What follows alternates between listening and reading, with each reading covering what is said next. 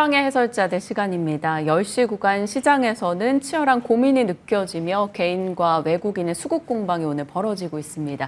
장기적 관점에서 혹은 중기적 관점에서 시장 방향 어떻게 설정해야 될지 오늘은 이분 모시고 이야기 나눠볼게요. 테이버 작가님 오셨습니다. 어서 오세요. 네. 오늘 함께 어떤 주제로 이야기를 풀어갈 것인가부터 확인해 보시죠. 지난주 기준으로 S&P 500이 저점에서 20% 이상 올라오면서 강세장 진입 신호를 알렸습니다. 시장에서는 유럽과 독일, 한국 그리고 미국까지 해서 강세장에 진입한 것을 두고 환호하는 분위기도 있지만 분명히 우려하는 목소리도 있습니다. 경기 침체에 대한 불안이 여전히 남아있기 때문인 거죠.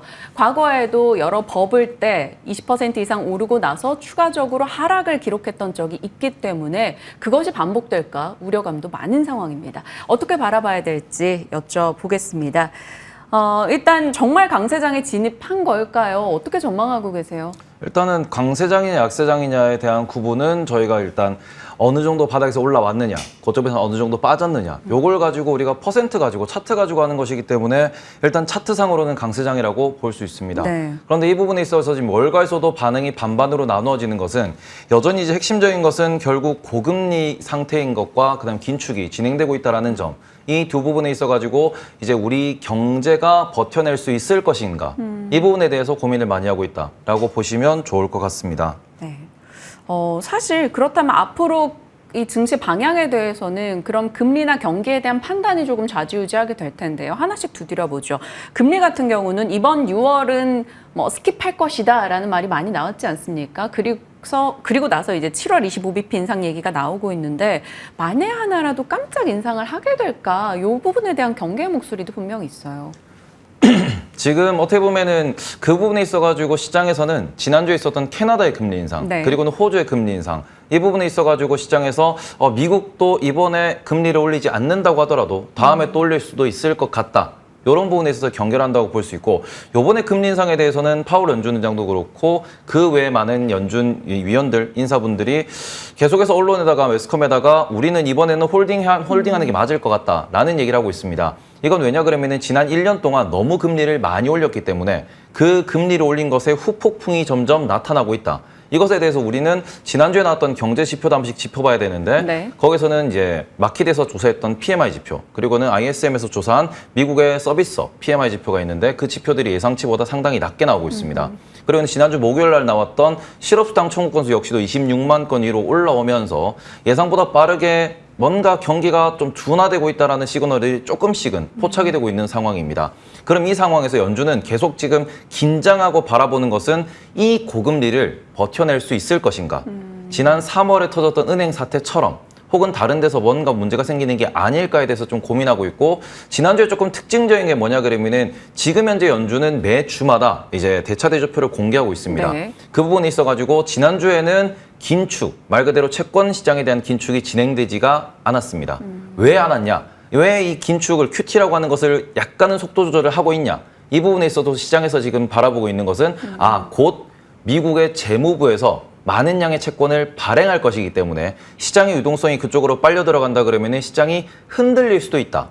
이 부분에 있어서 이번에는 연준이 약간은 스텝을 천천히 하고 있다. 말 그대로 우리가 지금 연준이 뭔가 금리를 올린다, QT를 진행한다 이 부분에 있어가지고는 더 올리면 어떡하지? 안 올리면 어떡하지? 이런 식으로 대응을 생각하고 있지만 실제로 연준은 아주 액티브하게 지금 현재 상황과 앞으로 벌어질 상황에 대해 가지고 예측하고 대응하는 것을 거의 실시간으로 보여주고 있습니다. 그럼 이 부분에 있어가지고 너무 걱정은 하지 마시되 가장 중요한 거는 연준도 걱정할 만큼 고금리 상황에서 긴축이 지속되고 있다는 거는 분명히 시장에는 부담이 될 수밖에 없어요. 근데 부담이 될 수밖에 없는 이 상황에서 자꾸 주가가 오르니까 또 우리는 욕심이 나는 겁니다. 네. 그럼 이 부분에서 제가 또 한 가지 말씀드리고 싶은 거는 피어 앤 그리드 인덱스가 있습니다. 이제 피어 앤 그리드 인덱스가 지금 어제자 기준, 오늘 아침자 기준으로 77포인트, 익스트림 그리드까지 올라가 있는 상황이에요.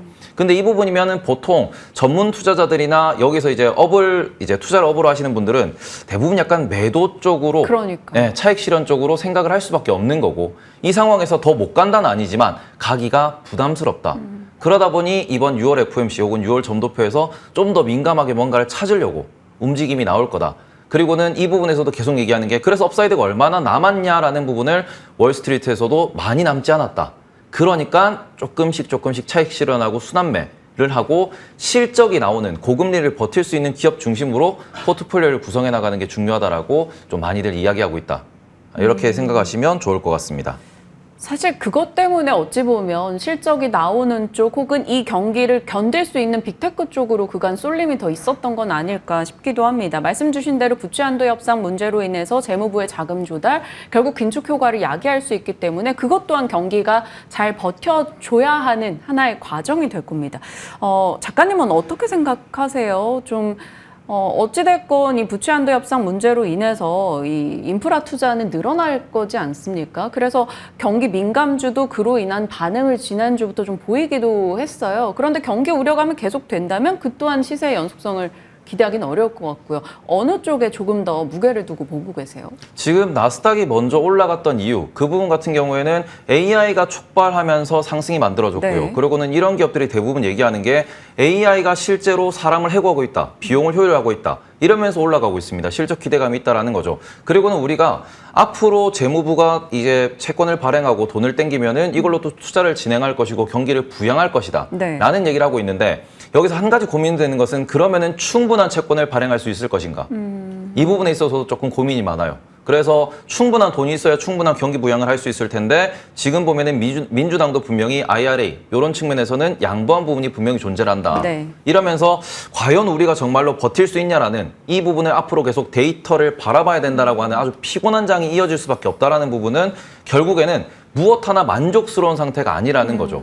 그 시장에서 계속 골디락스라는 단어를 쓰고 있는데 일단 골디락스라는 거는 지난 10년 동안 기준금리가 2.5에서 3% 이 정도로 왔다 갔다 성장률도 그 정도로 왔다 갔다 네. 시장 금리와 성장률이 거의 동등한 상황에서 꾸준한 우상향을 만들어낸 게 골디락스인데 지금 성장률 우리가 기대하고 있는 성장률 값은 미국 기준으로 연에 2% 정도고요. 그리고는 시장 금리는 3.5% 정도를 나타내고 있습니다. 말 그대로 지금은 금리가 좀 높아요. 그러네요. 그러니까 이 상황에서 연준도 신경 쓰고 재무부도 신경 쓰고 투자자도 신경 쓰는 것은 생각보다 금리가 성장률보다 높게 있으니까 버텨낼 수 있을까? 이걸 자꾸 데이터 하나를 보면서 또 시황 하나를 보면서 혹은 IR 하나를 보면서도 계속해서 캐치하려고 한다. 이렇게 보시는 게 좋을 것 같고 저 같은 경우에는 안 빠질 거라고는 생각합니다.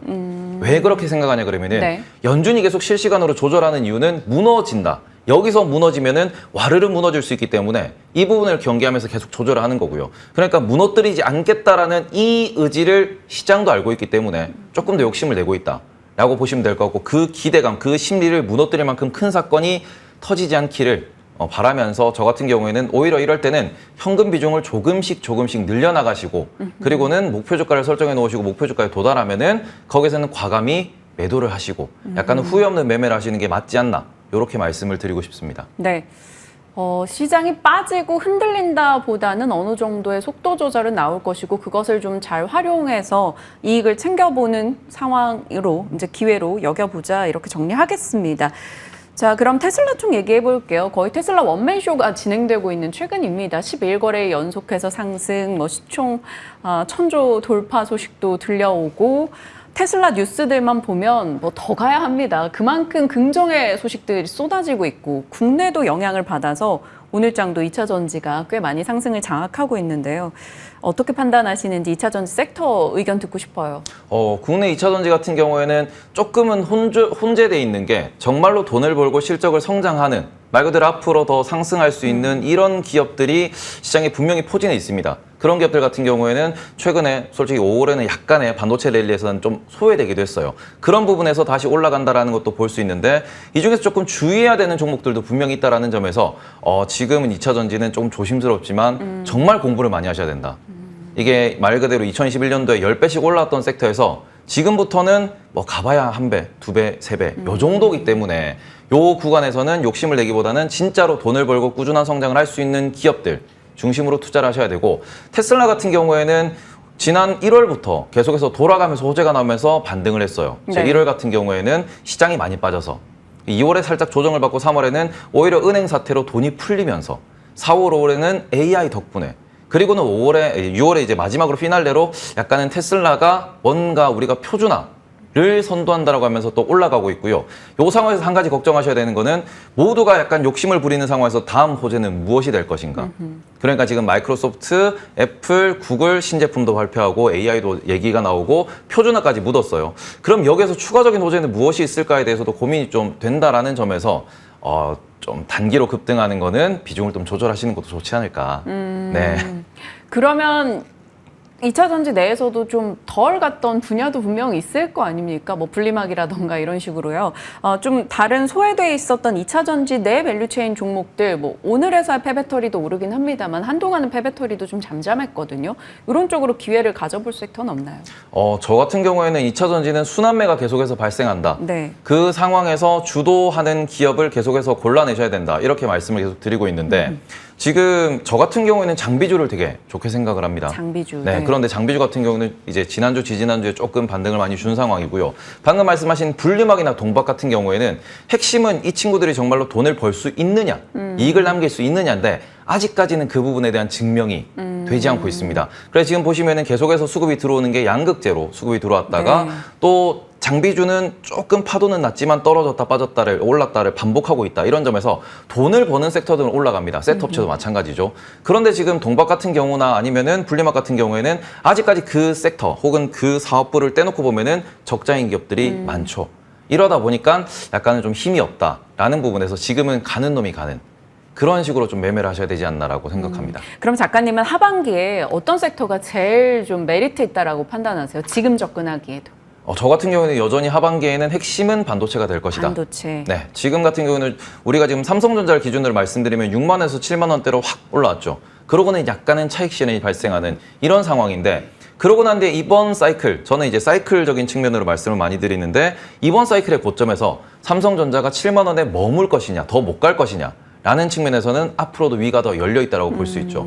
이러다 보니까 그게 하반기에 반영이 될 것이고 그러면은 하반기에 셋업체가 먼저 출발했던 게 조정을 받고 또 간다 그러면은 네. 그때도 뒤따라 오르는 곳은 결국 반도체가 될 것이다. 특히 우리나라는 수출의 1등 혹은 시가총액 1등이 반도체이기 때문에 시장을 주도하는 것은 결국 반도체가 될 것이다. 이렇게 보시는 게 좋을 것 같습니다. 반도체도 업턴 기대감이 그 어느 때보다 강하기도 하고 사실 어느 정도 주가를 끌어온 바 있는데 하반기에도 사실 이 모든 모멘텀이 제대로 반영만 된다면 또 수요 회복이라는 그 힘이 더해진다면 분명 추가 상승에 대한 여력은 있을 겁니다. 그러면 저희가 반도체도 그렇잖아요. 대표 주자가 있고요. 특히나 요즘은 반도체 공부도 더 많이 해야 되는 게 전공정이고 후공정이 있고 또 메모리냐 비메모리에 더 속하는 쪽이냐 이렇게 계속 세분화해서 들어가야 됩니다. 그래서 종목 선택이 좀 어렵게 느껴져요. 그래서 어떤 분야를 좀 더 압축을 해볼까요? 저 같은 경우에는 여전히 일단 올라간 종목들 같은 경우에는 뭐 예를 들어가지고 하나마이크론 이런 기업들이나 한미반도체 이런 기업들은 이게 좋았죠. 삼성전자, 하이닉스 혹은 전 고점이라는 그런 부분보다도 훨씬 더 강하게 올라가는 부분들이 있습니다. 근데 이렇게 돼버리면은 투자자분들은 분명히 조금은 무서워할 수밖에 없어요. 실제로 이 기업들의 향후 P 혹은 기대감 이번 사이클에서 어디까지 올라갈 수 있을까를 계산해 보면은 이미 그 부분의 고점 부분까지 올라간 부분도 분명히 존재합니다. 이거는 단기적인 수급 모멘텀으로 올라가는 종목들이 분명히 존재하는 거고 지금은 이런 데선 매매를 해야 되고 투자라고 하면은 아직 못 간 섹터도 여전히 많습니다. 그래서 제가 오늘은 그 부분에 대해서 조금은 말씀을 드리고 싶어가지고 네. 몇 개를 또 가져왔는데 네. 일단은 차트를 좀 열어주시면은 먼저로 이제 장비주 의 대표가 되는 그 저희 원익 IPS. 원익 IPS요, 네. 그 종목 같은 경우에는 저희가 뭐 주봉이나 월봉 같은 거를 열어서 조금 보여주시면 좋을 것 같은데 이제 원익 IPS 같은 경우에는 장비주입니다. 그 장비주 네. 같은 경우에는 지금 일봉은 완전히 뭐 누워있는 반도체 수급에 들어오면서 살짝 뜨긴 했지만 못 가고 있는 이런 상황인데 이걸 주봉이나 월봉으로 보시면은 아직까지 바닥에서 반등을 전혀 못하고 있는 이런 상황입니다. 그런데 문제는 이거를 저희가 2023년 1월 달 네. 혹은 작년 12월 달 삼성전자 하이닉스 차트랑 동일하게 놓고 보시면은 그 당시 삼성전자 하이닉스 차트가 이랬어요. 그러고 난 뒤부터 기대감이 들어오면서 반등을 시작했다라는 점에서 지금 뭐 원익 IPS는 장비주다 보니까 사이클이 좀 더 뒤에 좀 수급이 들어올 수 있습니다. 네. 다만 지금부터 우리가 투자를 해가지고 좀 더 안전한 매매를 그런 식으로 이제 가져가려고 하면은 지금 장비주 역시도 바닥을 지나고 있다라는 얘기를 하고 2023년이 지나고 2024년부터는 또다시 실적이 올라온다라는 이야기가 나오다 보니까 이 부분에 있어가지고 지금 나는 뭘 사야 될지 모르겠어. 너무 많이 올라서 뭐 장이 너무 좋다라고 하니까 뭘 사도 물릴 것 같아. 라는 공포감이 있다 그러면은 아예 반도체 세트, 소재 부품, 장비로 나눴을 때 가장 늦게 출발하는 장비 업종에서도 이렇게 대장주 같은 경우에는 아직까지 여전히 매력적인 가격에서 놀고 있다. 이런 걸 좀 보셨으면 좋겠고요. 또 다음 종목으로 제가 또 말씀을 드린 종목이 하나 더 있는데요. 그 종목 같은 경우에도 저희가 이제 기판이라고 하는 쪽이고요. 제가 심텍이나 아니면은 뭐 대덕전자 그리고는 코리아 서키트 이런 쪽이 있는데 이쪽도 차트를 보시면은 이제 원익 IPS랑 별로 다르지가 않습니다. 그러네요. 근데 이 부분에 심텍이라고 말씀드리면은 개인 투자자분들은 아 저거는 이제 안 된다라고 말씀하시는 게 과거에 개인 투자자가 가장 많이 샀던 종목 중에 하나입니다. 그리고는 이것도 마찬가지로 월봉 정도를 보여주시면은 지금 많이 박살나가지고 제대로 이제 반등을 못하고 있는 그런 모습을 보이고 있어요. 그리고는 지금 지난 IR에서도 지난 분기 실적 발표에서도 얘기했던 게 이번 1, 2분기가 바닥이다. 네. 그리고는 돌아설 것이다라는 얘기를 하고는 그때 이후로 추가 하락은 하지 않고 있는 상황입니다. 그리고는 반도체가 전체적으로 시황이 돌아서면은 결국 기판업체도 돌아설 수밖에 없거든요. 이러면서 세트업체가 먼저 올라간 부분에 있어가지고 이제 수급이 좋은 종목들에 대한 투자도 좋지만 지금 이렇게 아직까지 여전히 우량하고 확실한 거래처가 있고 기술력이 있는 기업들이 출발하지 못한 대형주도 많다. 그래서 이런 부분에서 이런 종목들에 대해서도 공부를 좀 해보시고 지수 측면에서 조금 조정은 나올 수 있겠지만 그럼에도 불구하고 출발하지 않은 종목들은 뭐 같이 빠지더라도 좀 덜 빠지고요. 나중에 같이 하반기에 대세 상승이 온다라고 했을 때도 올라갈 수 있기 때문에 좀 안전한 매매를 하고 싶으신 분들은 이런 종목들에 대해서 이런 차트들에 대해서도 공부해 보시는 게 좋을 것 같습니다. 그러네요. 종목들을 보고 있으니 접근하기에 조금 마음이 편해지는 느낌이 듭니다. 원익 IPS 그리고 심텍, DDR5 모멘텀도 안고 있는 종목이에요. 과거에는 정말 가열찬 상승을 겪었던 종목인데 아마 올해는 이스페타시스 등과 비교했을 때 참 못 갔죠. 좀 편안하게 마음 두고 지켜보도록 하겠습니다. 오늘 시장 전반에 대한 전략 오늘 테이버 작가님과 함께했습니다. 고맙습니다.